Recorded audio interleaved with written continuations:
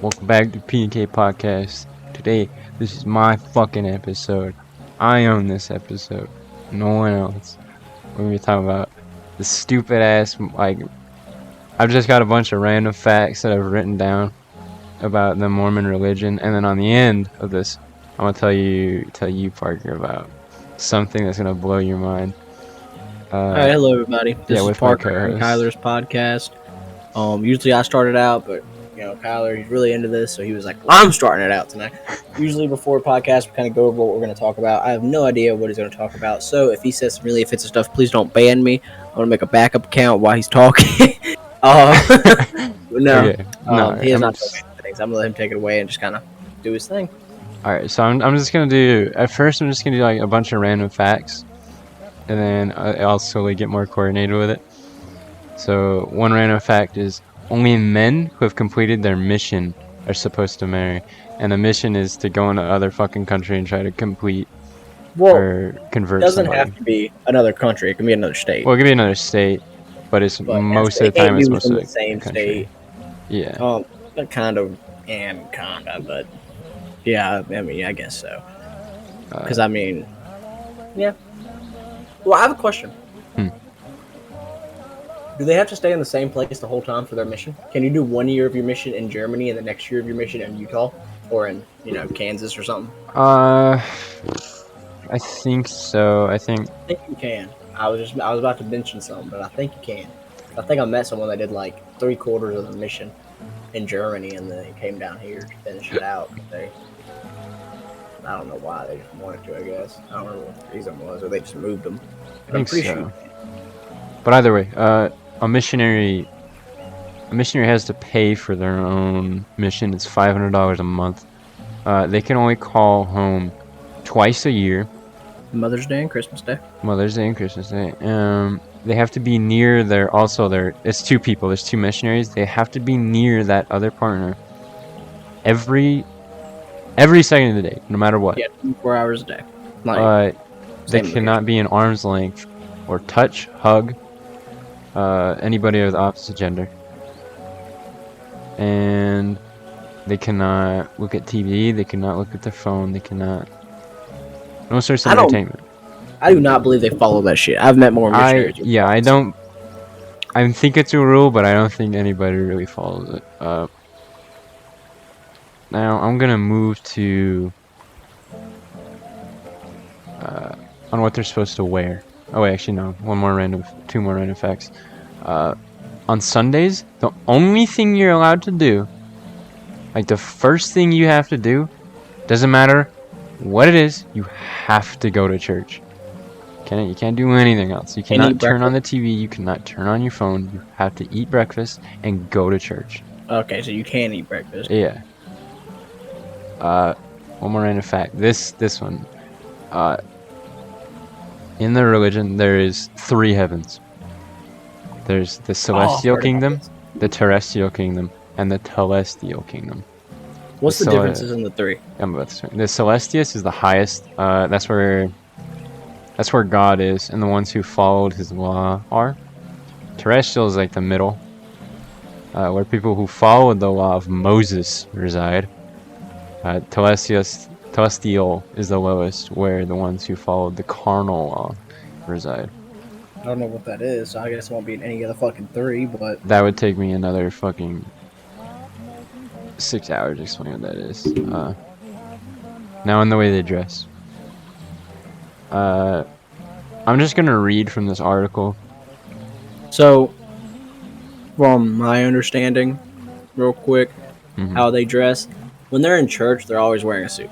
Like, always. A missionary is always wearing a suit to church. They can be in the slums of freaking Africa in a Mormon church, or in a good part of Africa. They're wearing a suit. Doesn't matter if it's 125 degrees outside. They're in a suit at church. Now, when they're outside of church, they have to be... I've never encountered a freaking Mormon missionary that is not in, like, dress pants, a shirt, and a tie when they're in public. Now, when they're, like... Or when they're at someone's house. If they're, like, visiting a church member's house, they are in the shirt and tie with slacks and shoes every time I see them. I've seen them in bikes get caught in the rain, like, on bicycles, in a shirt, a tie, slacks, and dress shoes. Yeah. That is bull crap. Yeah, I'm gonna read from this article. When it comes to clothing, Mormons dress similar to how we should as Christians. Keep in mind they follow the same biblical principles as us, that they're still instructed to dress modestly. Women do not show a large amount of skin, they don't wear anything low cut, and they always make sure that they're representing the church in a positive light. If they do not do this, they think they are better than others, and that they simply believe in dressing in that way will not draw male attention. Men dress however they like for the most part, and are also told to represent the church in a positive way. You won't find Mormons dressed in a clothing that is obscene, violent, or gory in any way. Instead, mostly Mormon men dress the only instead Mormon men dress modestly as well. The only exception to the rules is if there's a person if a person is a full-time missionary. These men and women follow stricter guidelines and are required to dress in a full suit or dress at all times. Mormon missionaries? Yeah. Like women? Yeah. Women are taught to wear their hair back in a way that doesn't draw attention. No bright colors, no strange hairstyles, nothing that will shine in a negative light on the church community. The Mormon rules also apply to men. Men are taught to wear their hair neatly, clean, and in a mature fashion. No mohawks, spikes, or fully bald heads are recommended. Bald heads? Yeah. What? For those men and women who are full-time missionaries, they follow stricter guidelines. They must keep their hair up in a way that does not draw attention, and men are required to keep their hair neat and cannot have sideburns that extend past the middle of their ears. Tattoos and piercings are not accepted whatsoever. If you have a tattoo and you want to join the church, you have to get it laser I ain't joining the church. If you have piercings, you can never wear a piercing. Even women? Even women. They don't follow that shit. Nah. I know plenty of Mormons who have ears pierced. And they wear them in church. Actually, wait, no, I think I'm wrong. Yeah, I am. For women, they are allowed to have normal piercings, but are told to do so in the way that does not draw attention. Big hoop earrings and piercings in places other than the ears are generally frowned upon. As with most church communities, they're starting to become more accepting and more popular in today's culture. Yeah, I'm not getting my tattoo laser removed to go be a Mormon. I'm sorry. Alright, another crazy fact. So, Joseph Smith, it's not confirmed, but it is heavily believed that he had 48 wives. Believe it. While the exact number of women who is married to the prophet Joseph is in dispute, the only people who deny his practice plural marriage are those who devoted to the image of the LDS Church. The church keeps sealing records to keep this a true secret. Believe it. Okay, so the seer stones, that's how he translated the golden tablets, and the golden tablets were put onto the Book of Mormon. So the golden tablets and the Book of Mormon are just the same thing. But the seer stones, that's how he translated it. Prior to using the seer stones to translate the Book of Mormon from the golden tablets, Joseph Smith was arrested for swindling people out of their money with the same seer stones. He was charged with being disorderly and just generally scamming people. Well, here's something. The Book of Mormon states that God cursed people of color. Long before the Europeans arrived in the Americas, the book suggests there was a group of people living in the Americas called Nephites. They were descendants of Nephi, who was the son of a prophet who came from the Americas from Jerusalem, or came to the Americas from Jerusalem. The Nephi were the people who believe in Christ even before he was born. Essentially, the group splintered off into two.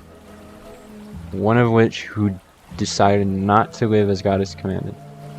The Lamanites defied God's rule, and as a result, God cursed them with darkened skin. In anger, they destroyed all that is remaining of the Nephites.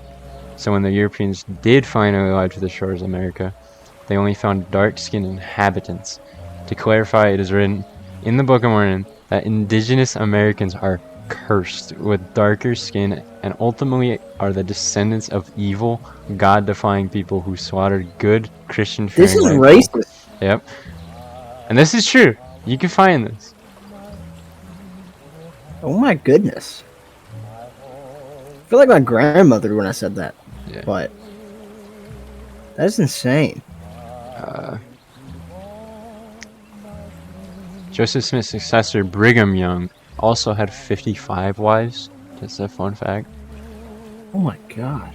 And Brigham Young, actually, it's not confirmed, but it's believed that there was a slaughter of about 40 to 50 settlers of men, kids, and women ordered by the Mormon Church. And they just slaughtered them, and it's mostly believed that Brigham Young commanded that, but it's not really confirmed. Oh, I was way wrong. Okay, Brigham Young was the leader of the Mormon Church when the Saints massacred close to 150 migrants from Arkansas in 1857. Known as the Mountain Meadows Massacre, a wagon from Arkansas defended themselves from a series of attacks by the Saints. Tensions were at a boiling point after the assassination of a Mormon apostle, Parley P. Pratt, in Arkansas, as well as the fallout from the Utah War. That I'll get into another time. The Mormons ended up killing 140 people from that wagon train. 2 years after the massacre, members of the U.S. Army arrived under orders to bury the remains of those who were massacred. When that was complete, they erected a monument over the burial site. I've actually been to that before. Really? Yeah. A large pile of stone. Yeah, it's alright. A large pile of stone and a cross built of cedar was left to mark the grave site. In 1861, Brigham Young, whose name was prominent in the American University to this day, ordered the dismantling of the memorial stone after touring the site. And they put it up like 40 years later. Alright. I'm rushing through this. We're at 12 minutes. I should slow down. So, yeah, you're talking pretty quick. So, what makes you dislike Mormons so much by them? If they wouldn't shove their stupid religion down my throat. Like, if I wasn't discriminated against, I wouldn't fucking care. They can just live their own life. But the fact that teachers and I'm not allowed in 3 shops, I'd say monthly, I get asked to go join the church. It's annoying. I just want to visit Utah. I want to see this for myself. I'll bring you to Salt Lake City, man. You see how absurd that place is. Is there like... Never mind. We're on the podcast. Continue. Mormons also believe that the Garden of Eden was in the U.S. Somewhere in Jackson County, Missouri. A snake called... Missouri? A snake talked to Eve into defying God's commands. Later, Adam and Eve were exiled to Davis County, Missouri. From the LDS website. This is where I got this. Brigham stated, Joseph the prophet told me that the Garden of Eden was in Jackson, Missouri. Heber C. Kimball said, from the Lord Joseph learned that Adam had dwelt on the land of America and the Garden of Eden was located somewhere where Jackson County is now. And other leaders below say the same shit.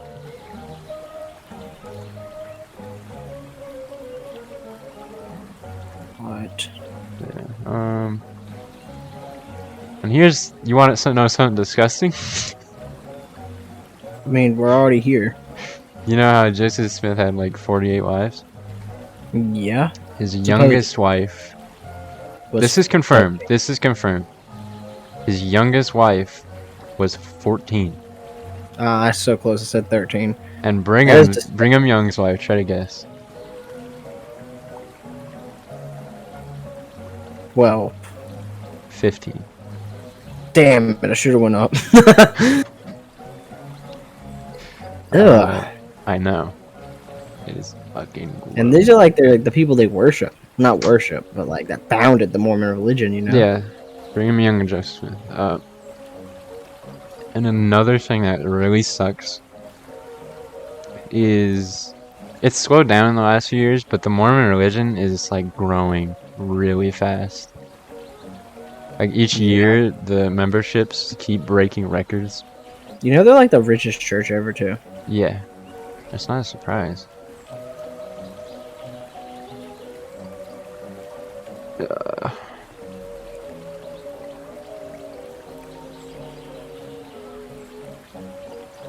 I can just to lengthen this out. Dude, the fucking, like, the music I have on this right now.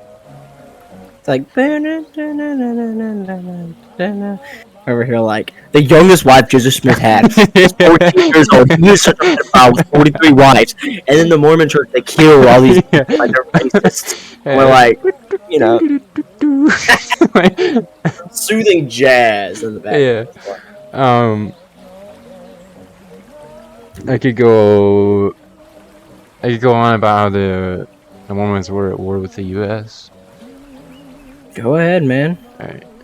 In the early years of the LDS Church, the saints were forced to hop from place to place in each new town they settled. They faced extreme prejudice from other non-LDS residents.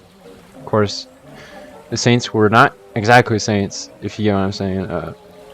In each town they settled in, they would ultimately take over. Their numbers were large, and they were loyal to each other, and so they had tendency to change the economics and politics of the places in which they would settle. People who had been living there before the Saints came along would feel threatened, and it would lead to tensions between the two groups. The Saints engaged in a war in Jackson, Missouri, and fled to Illinois, where the prophet Joseph Smith would be killed as a result of the tension with the non-Saints there. Eventually, his successor, Brigham Young, would lead the Mormons to the Salt Lake area of Utah, where they would settle on their own and face a struggle with the U.S. government. The U.S. wanted to control this new territory politically and culturally, which led while the LDS Church wanted Utah to reflect on the values of the politics and their Mormon beliefs. This war was called the Utah War, and it ultimately ended with the Mountain Meadows Massacre.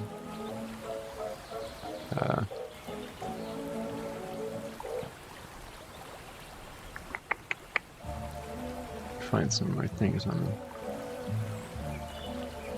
What do you think so far? I didn't know half of this before we went into it. Yeah. I could go into no. Yeah, dating as a Mormon. Like before their mission or what? I think this is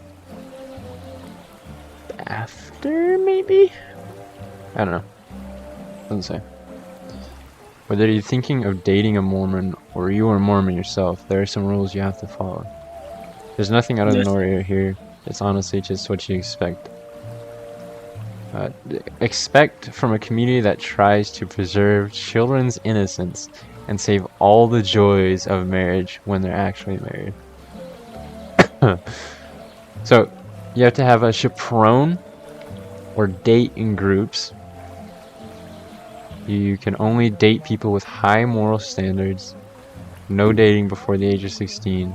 No sex before marriage. And avoid frequent dates with the same person. So I can go on like as many dates as I want. They just can't be with the same person. Yeah. Well, I don't know. Probably. That's weird.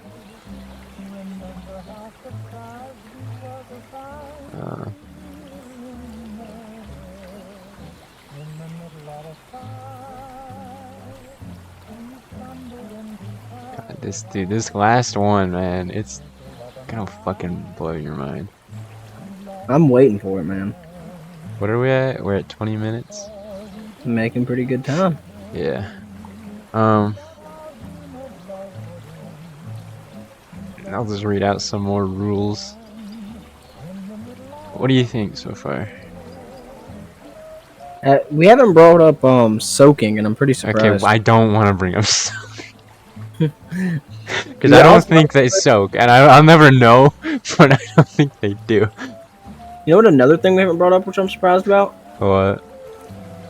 So, Mormons they do this thing where they go to, like chapel or whatever they call it, like the main, like for Louisiana, ours is in Baton Rouge, I think. I can't remember what you call it. It's like the main house for Mormons. They give multiple churches across the state, Temple? but I mean, like the temple. Thank you so much, Violet. So they go to the temple and they'll have this thing where they get baptized for other people, for dead people. Yeah. And you can only do it for the same religion. So see, since me being a male, if I was a Mormon and I was doing it for the church, I would have to do it for only males. Yep. Isn't that fucking weird? That's weird. I know someone that did that, and I was like, this seems weird. You know, It is. I mean, It's like, in my mind, how I was always taught about the Christian religion is like, you're on Earth for let's say 60 years, right? Let's just say you live 60 years. Live a little bit below average nowadays. Or let's say 70. You have 70 years to get baptized. 70 years to accept God into your heart and get baptized. Yeah. Right? 70 years, to accept God, be reborn again as a Christian. And if you don't do it within them 70 years, that's it. It's your only chance. You get one chance at it. One chance of 70 years, 60 years, 74 years, however long you live. Mhm. And you can do it 2 months before you die, 2 days before you die, 2 hours before you die. If you're reborn again as a true Christian, you'll make it into heaven, is what the Bible says. And this isn't the Mormon Bible, that's just the Bible. And a lot of Baptists, right, believe. Now, I don't think our friend Ulrich believes this. They believe once you're reborn again as a Christian, no matter what you do throughout your life, you're going to go to heaven. So me and you both, let's say we both got reborn again as a true Christian tomorrow, right? And then the next day I go rape and kill 37 women. And you live your life as a fucking strict Christian.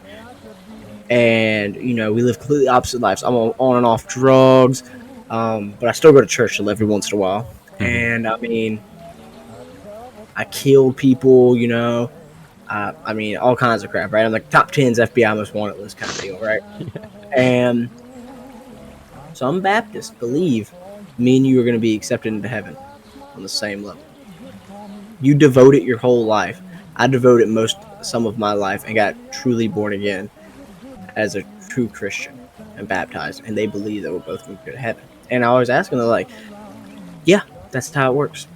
I'm like, I never understood why. And they were like, well, personally, I don't think if you really accept God into your heart and you really are born again as a true Christian, you won't do them things. And I'm like, I get your point, but it still happen.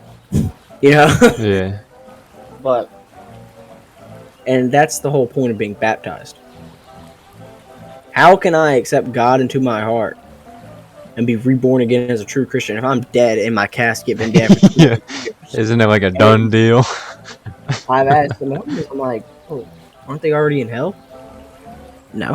Where are they at? Well, they're not in heaven or hell. They're in like a waiting place, basically. And I was like, hold on. There's a queue. You to this? Like, yeah. A waiting lobby? And they were like, no. They were like, yeah.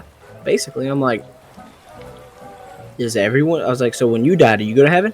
No, I'm in the waiting lobby until Jesus comes back, and then we get accepted into heaven. I'm like, so you're telling me Hitler's in the waiting lobby right now? They were like, basically, but he's in some kind of, I can't remember what the fuck the word they used was. I wish I remembered. But they said it was like a prison. And I'm like, hold on. Oh, the spirit prison? Yeah, that Yeah, I know what you're talking about.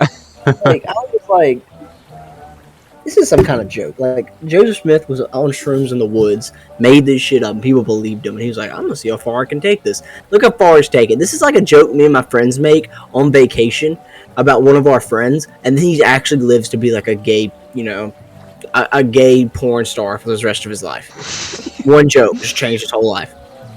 You know what I'm saying? Like that's exactly how it goes, and like changed his whole like kids' lives. They were kids' lives. He got some famous, gay porn or great fucking uncle that they live off their 1800s. money or something. Like what the? I feel like it was literally someone tripping on shrooms, made some crap up. No, Joseph Smith was just a known con man. He just did it for money. Yeah, he did it for money, and he was like, I wonder how far I can take this, and he took it as far as he could, and it's still alive today and thriving. It's just mind fucks me to think about. Well, I'm not gonna go into this, but you know who made Scientology? Nah, dude, that is he made the single best business move anybody has ever seen.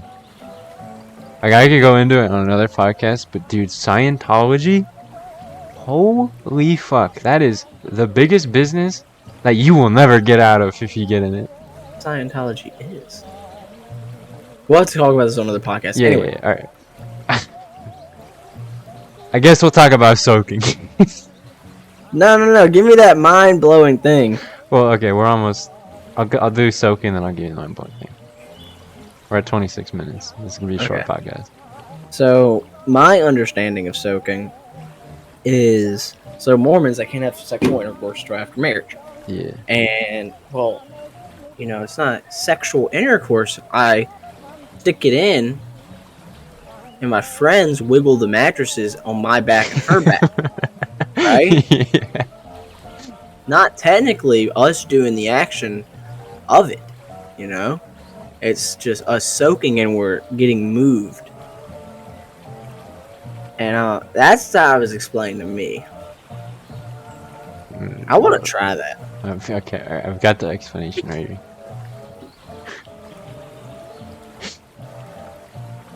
Legitness. Okay. I wonder if there's a porn video. Okay, alright. Moment soaking refers to a sexual act practiced by Mormons where the male inserts his penis into the female's vagina and stays completely still for an extended period of time. Soaking is used as a loophole to get around the rules in the Mormon faith about having premarital sex. Sometimes soaking is accomplished by jump humping, which involves a third party, like you said, a hump jumper, jumping up and down on the bed in order to stimulate the thruster for the couple. What a wingman! Dude, I knew it! The practice allegedly became popular at the Mormon Institute Brigham Young University, BYU, and has been documented as early as 2009. Soaking is also sometimes known as floating. Alright. Now, what's this mind-blowing fact that you have? I want you to search Granite Mountain, Utah. Wait, say that again? Granite Mountain, Utah. Or search Mormon Vault. Mormon Vault?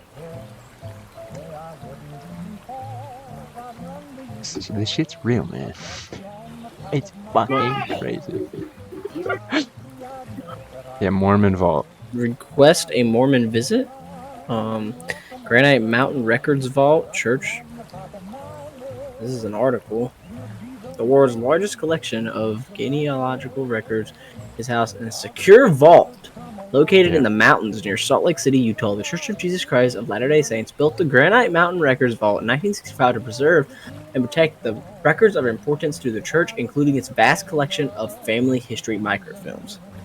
Have you ever watched a documentary on Netflix called The Book of Mormon or something like that? Yeah, no, I haven't actually. Dude, that thing is so crazy. There's like these two people, and they were like living the high life, selling like fake books and shit to the Mormon church, and they thought they were gangsters. They were doing like donuts. There's like a scene of them doing donuts in the desert, and like a little Volkswagen Jetta or some shit shooting an Uzi out the window. You gotta go watch it. It's crazy. It's just so jumpy. Like it'll go from something like there was a bombing in 1989 of Utah, and then next thing you know, they're like, yeah, and then no Joe over there, he thought he was some real gangster selling all these books to the Mormon religion. He was doing donuts in his brand new Volkswagen Jetta, shooting his illegal Uzi out the window.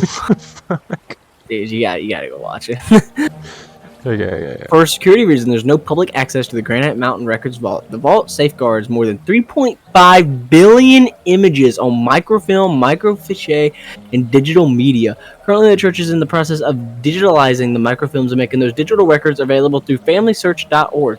The images in the Granite Mountain Records Vault are collected through agreements with archives, libraries, and churches. More than 100 copies of these records are given free of charge to the record custodian, and on occasion, additional copies are provided with the replaced records, and they may have been lost in a natural disaster, fire. Click here to watch the story of the new church was able to replace valuable genealogical records for the Pacific Island nation of the Niue after a devastating cyclone.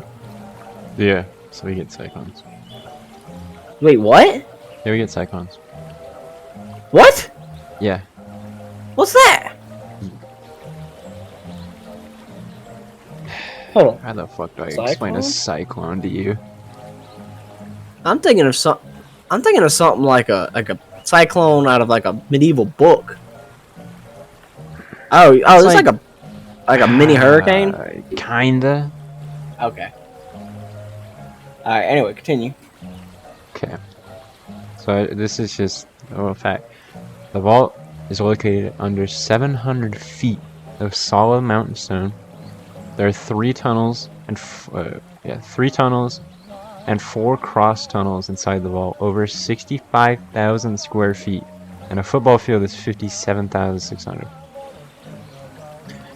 The entrance is reinforced with doors weighing 9 to 14 tons, which are said to be able to withstand a nuclear blast. Why is this so like? Because there's gotta be other shit in there. There's also a 33,000 gallon reservoir of natural spring water used for microfilm reproduction and other processes in the vault. This is like there's something else in there. Yeah, there is. There's gotta be. Like, that's like natural, like, to drink. Yeah, also, like, something's going down in there. It's not confirmed, but it's rumored that the temples in Salt Lake City, because this is near Salt Lake City, they all have underground tunnels that lead to this place in case of a nuclear war. No way. And I wanna go break into a fucking like temple and find that out. I was gonna say let's do it, but you know how illegal it is. Like, that's like yeah, we're gonna get locked in this mountain and never be seen again. It's like 20-something years jail time, probably. Yeah. This is probably one of the most unbreakable like vaults in the world. Yeah. And this is just for family records. No. This is way too secure. Like that, like the U.S. government doesn't even keep my freaking like social security number this secure. You're telling me a Mormon religion is gonna keep micro pictures of what they did? Like the article I read didn't even tell me what the pictures were of. Yeah, no, there's like nothing on this. You know, like in this secure of a vault. Family History Library of the Mormon Church. Like, nah. How secure? The vault is protected and safe from any force known to man. They say even a nuclear blast. The Granite Mountain facilities feature a dry, environment-controlled facility used for long-term record storage, as well as administrative offices, shipping and receiving docks, a processing facility, a restoration laboratory, and microfilm. I don't understand why that's so important. Hold family history records according to the family search stored in the Granite Mountain. It's just images of family history records on microfilm. And you're telling me they need that big of a vault in a freaking mountain that can withstand a nuclear blast? If a nuclear blast happens, everyone's going to be dead. Who's going to go in there and look at it? I think... Refreshment lines have already been handed out. Someone has promised to bring funeral potatoes. Another says... Wait, what? I was just reading about this, and the next thing I know, I'm reading about freaking. There's a Utah version of the Area 51 raid called the Storm of Church Vault. I clicked on the wrong article. This was updated 3 years ago. Yeah. But instead, they're going to the church gathering. A group is planning to meet at the mouth of of the Little Cotton Canyon and using strength and numbers to break into the LDS Church secret vault to reveal any artifacts held inside.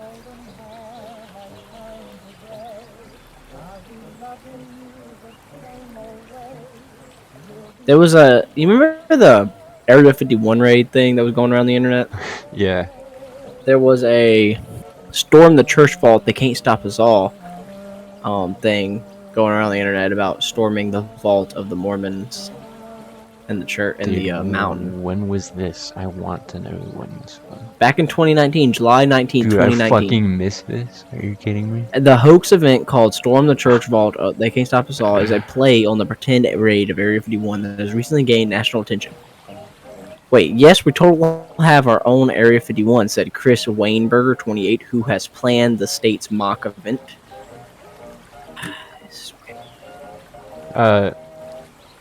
There's also, you know who JP Morgan is? No. JP Morgan is like, I don't want to fuck this up. JP Morgan is a commercial and investment banking institution. It's just a bank, pretty much.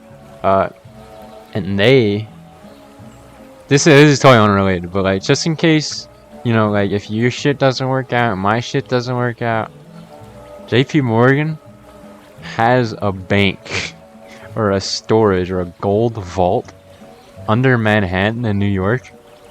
It is at least 2 football fields like big. Oh my god. And it is regarded as the largest gold vault in the world. I'm just saying, like, if things don't work out, why not go for it? Okay.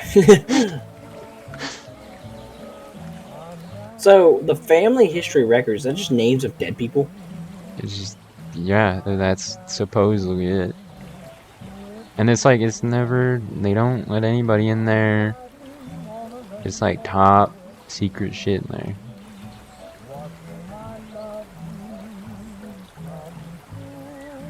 Like, what is so important? Okay, so look. So, why is that so fucking important that it needs to be able to survive a nuclear blast? Like, let's say it was a nuclear blast that killed half the United States. I don't think the Mormon religion, if you killed Utah, is going to give 2 flying floppy dick fucks of what's inside of that fucking vault. Yeah. And I don't think I would either. That has to be some way of, like, for, like, the prophet to live through a nuclear, like a world-ending thing. Yeah. Dude, they got some secret shit in there for sure. That's probably where they hold that money, to be honest. We need to rob it. That'd be some shit. We make a whole plan to rob it, and if there's nothing in there. We should burn the archives too. What's the archives? Like, of all the family history and shit. Oh.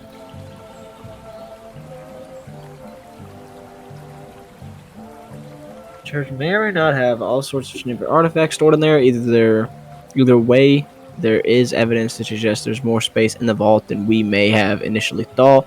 These tunnels are 4 cross tunnels. I don't know if there's a question. The first microfilm rolls were transferred in April 1963, even though a construction wasn't completed until the following December. When the facility was open for public tours, visitors described the 3 long, narrow corridors and 4 cross tunnels. This seems to be consistent with the family search videos, which showed the 3 tunnel entrances on the mountains. According to this photo, before, or possibly even 5 entrances to the tunnel. There's more than 3 entrances to the tunnel? Yes. I think. I don't know. I don't know much about it. I'm reading this article and they were like,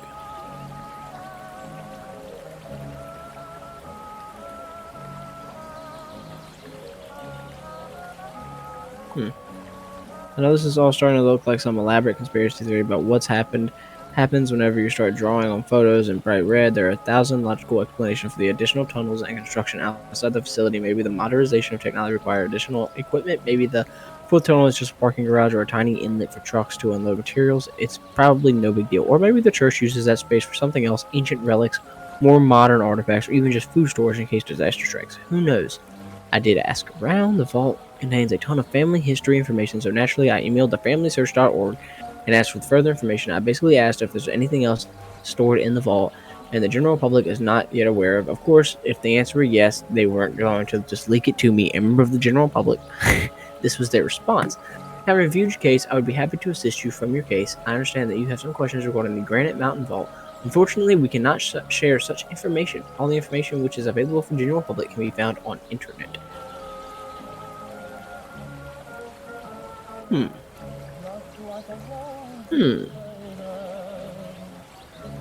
know, I just realized What? my name's probably in there. Why? Because they don't do just Mormons. They do, like, everybody in the state. I wonder if my name's in there. Could be. I doubt it. Yeah. But I'm on the church twice. I don't really have much left to say, but, like, there's no one that talks about this. There's no, like, theories on this. There's nothing. It's just a known fact. I'm looking, and everything I find, there's no conspiracy theories, none. It's just like, yep, it's just this family history. All Yeah. it is. There's nothing, like, about it. They're just there. And then, you know, family history. Like,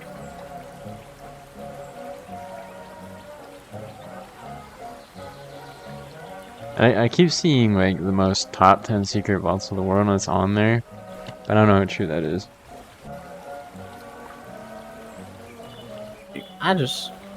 it's crazy, right?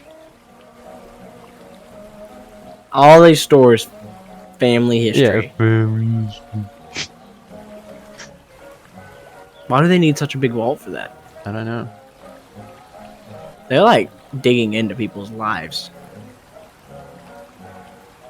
That or they're just holding some shit in there that they're not really supposed to have.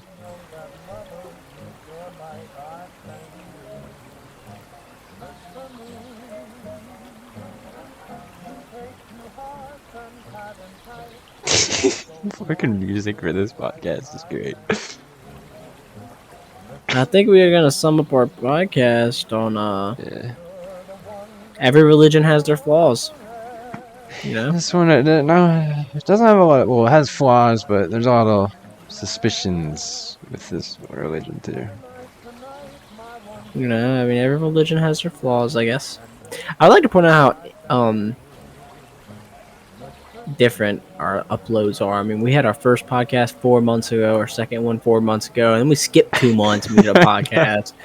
And then, you know, we skipped a month, and then we had 1 month ago we had a podcast, and another month ago we had a podcast, and now we're having another one a month later. We're gonna have like 2 in 1 week, and none for like a month and a half, 2 months. Didn't we plan like at first like every Thursday or something? Yeah.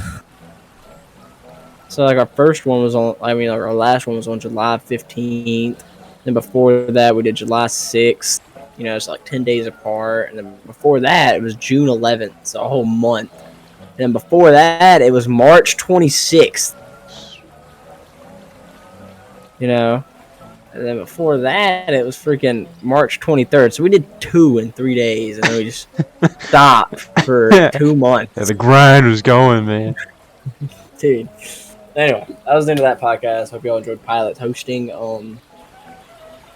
Yeah, He wouldn't shut the fuck up.